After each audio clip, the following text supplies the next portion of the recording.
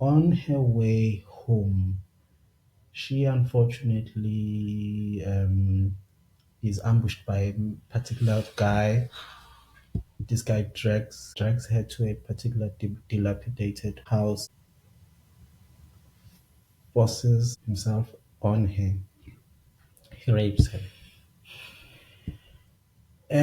So she tells me this story. By the way, I struggle to listen to stories of rape. That's a story for another day. And then when this guy was still on top of him, a security guard comes in and says, "Hey, Nenzanla." And then the rapist stands up, runs away.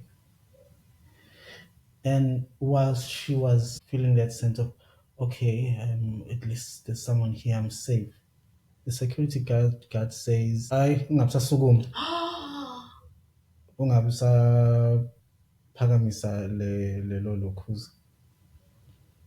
And the security guard finishes her off. But what was particularly moving, disturbing, and why this story stayed with me forever is when she was explaining to me why she didn't fight. What was there to protect? The first guy came in and took her life. What was there to protect? Why did she have to fight the security guard? It stayed with me because something in her was taken forcefully, was lost.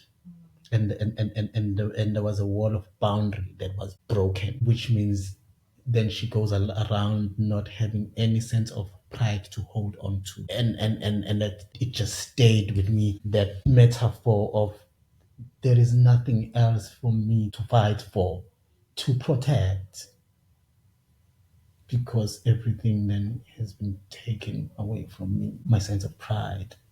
I've been exposed. So it was difficult for us to then work around the journey of retaining herself. Where do you then begin to reaffirm her personhood, her identity, and her sense of pride, her sense of feeling that there is something in her that she can protect? She has to lose, yeah. You can then just imagine the person trying to then go about life engaging as a normal person in a normal relationship, how that works if they feel like everything was taken from me, there is nothing to be proud of. And what I'm hearing from the story as well is just how layered the process of healing is, as like these bricks of a house, and it probably needs certain conditions in place for the process to happen To take well. place, yeah. And perhaps when we are now closing this conversation, what could you share as a critical success factor in a healing environment? What are the conditions that need to be present for healing to take place?